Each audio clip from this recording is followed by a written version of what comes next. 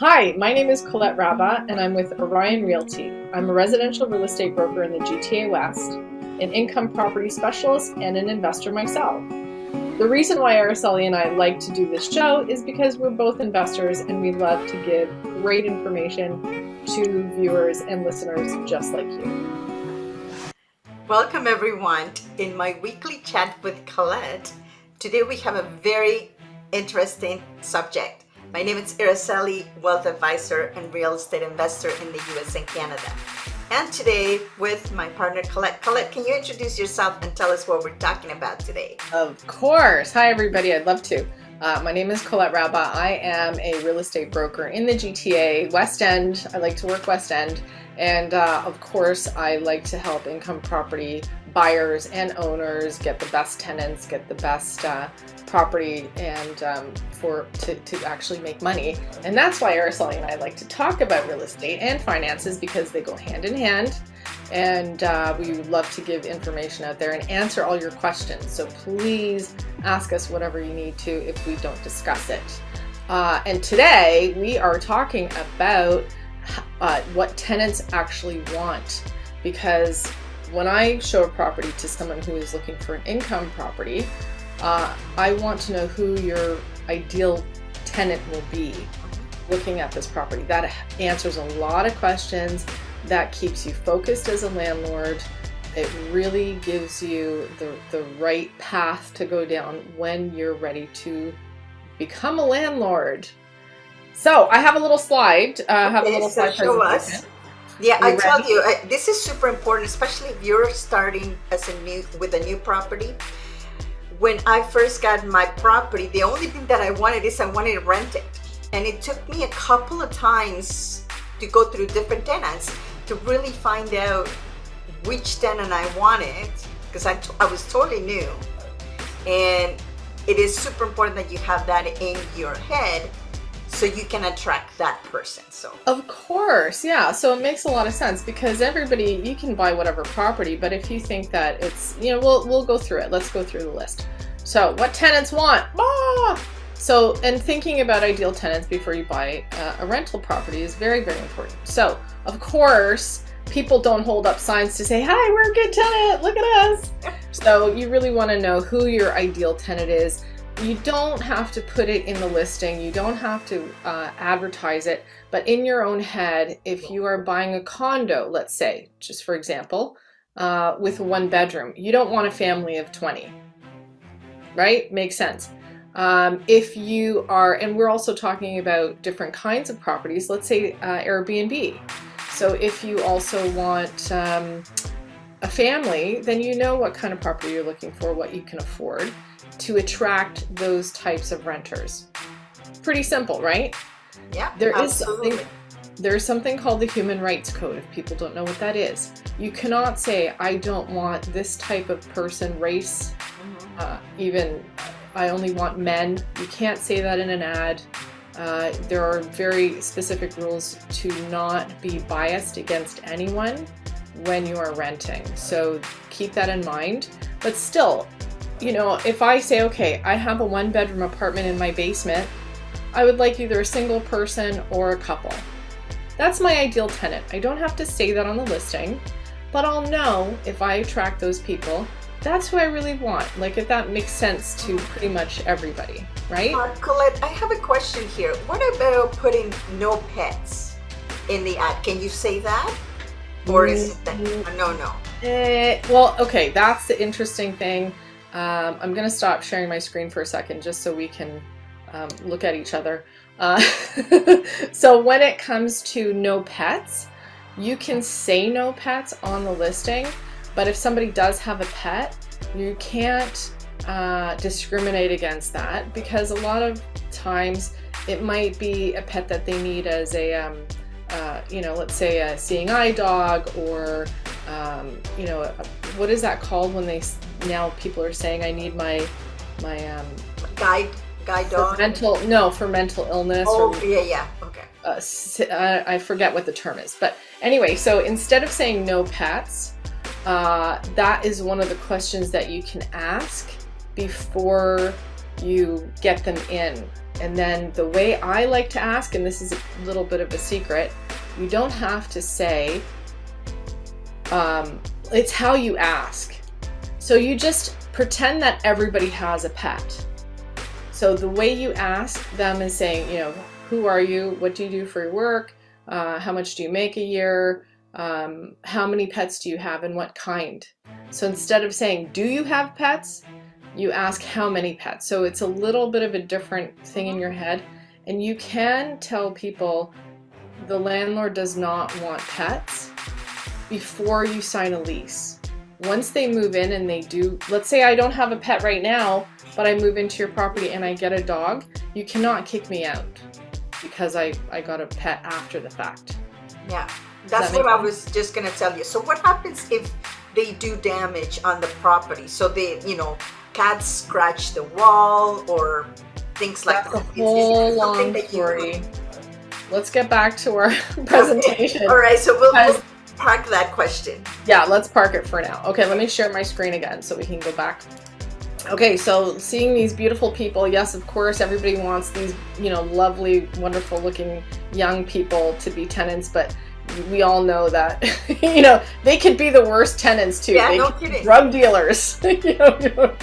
You don't know by looking at them. You know, she's got this cute little smile on her face. I don't know, she's up to something. Anyway, so just follow the Human Rights Code and you should be good. 3 things that tenants need across the board all the time, no matter what the market is, no matter where you live, no matter what kind of property you have. Most people want safety and comfort. They want everything in working order, and they want to have good communication with their landlord or their property manager. So across the board, doesn't matter where you live, if it's even in Canada or somewhere else.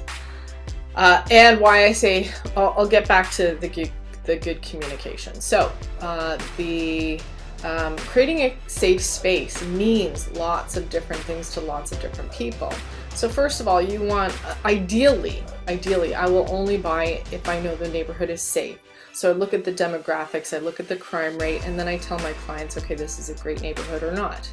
Have a good locking system on the doors and windows.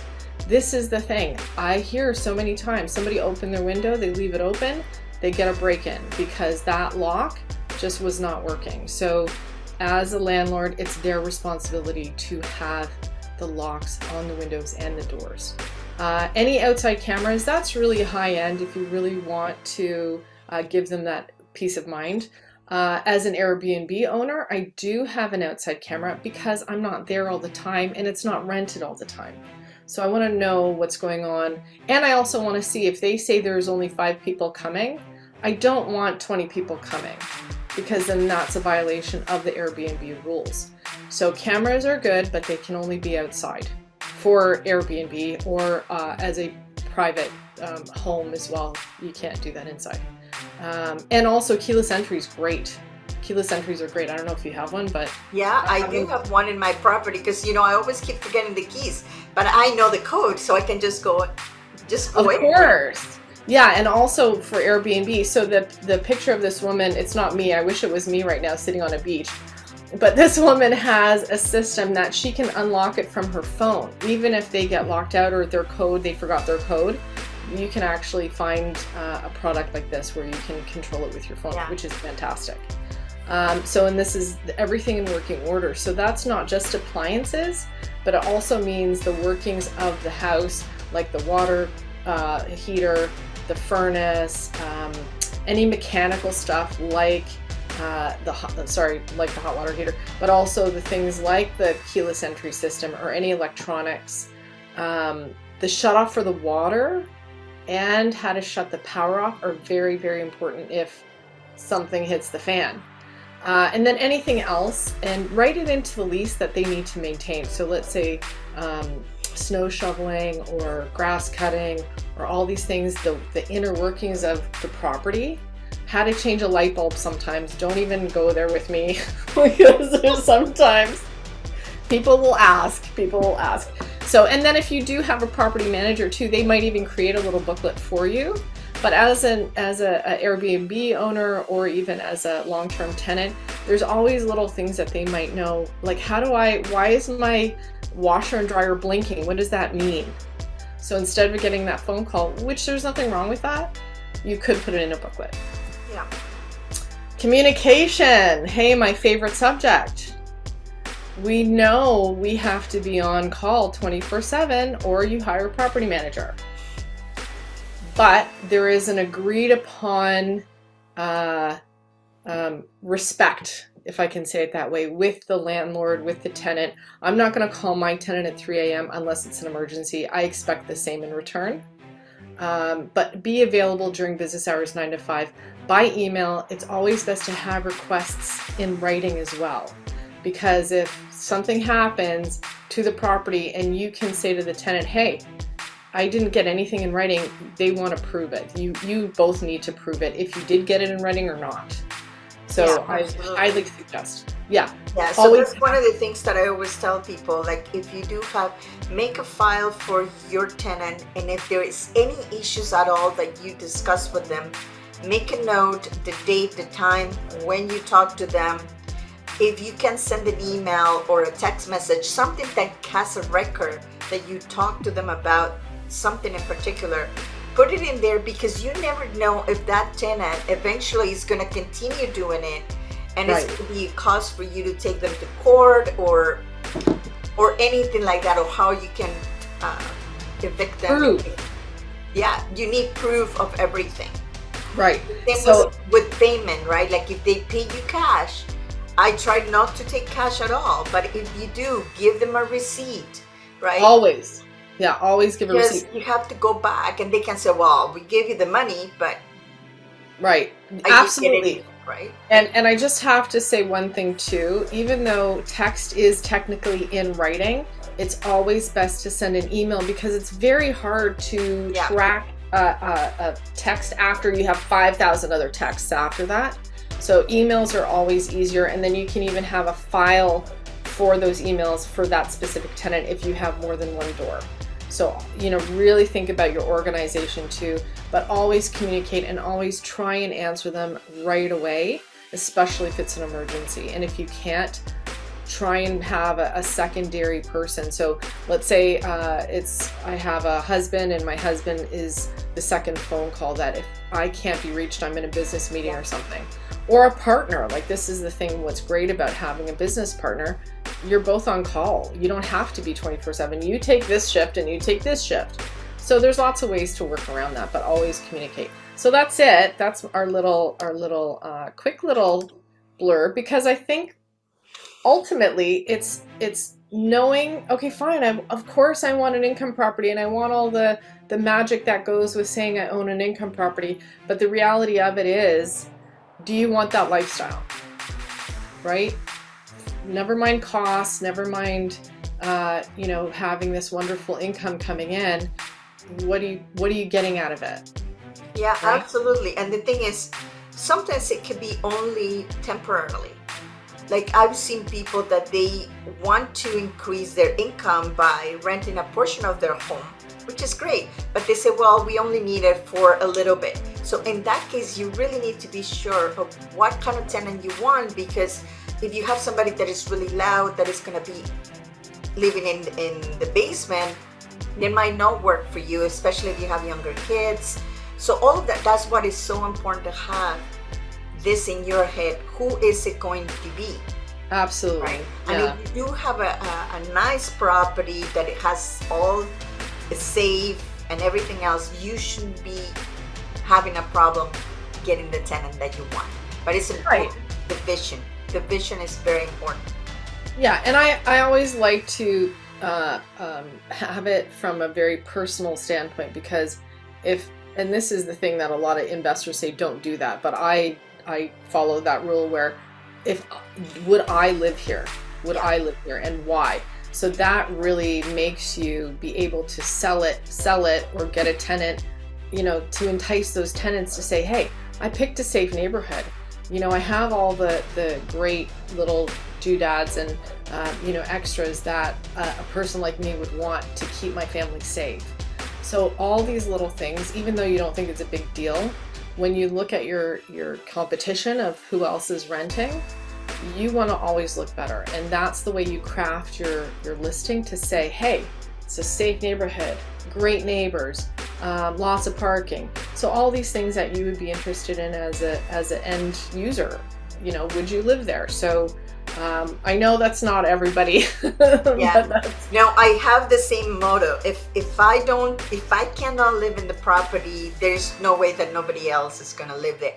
But yeah, believe me, when I was looking for my first property, I saw some things that I was like, wow, there's no way that I would live here, or I would even try to rent this property. of course, same. Yeah, Outdated bathrooms, kitchens, but I'm not talking about old. I'm talking about really outdated, old, right? yeah, yeah. And I don't even know how they could live there, to be honest with you. So I know, you'd be really surprised like what some people will be, especially I find students are willing to live in basements and furnace rooms and terrible things like that are not allowed, you know, with the human rights code. Like, this is really, you really want to have that safe space. And it's not just safe in the sense it's a safe neighborhood, but also safe as far as you know, the environment and the air that they breathe and the lights.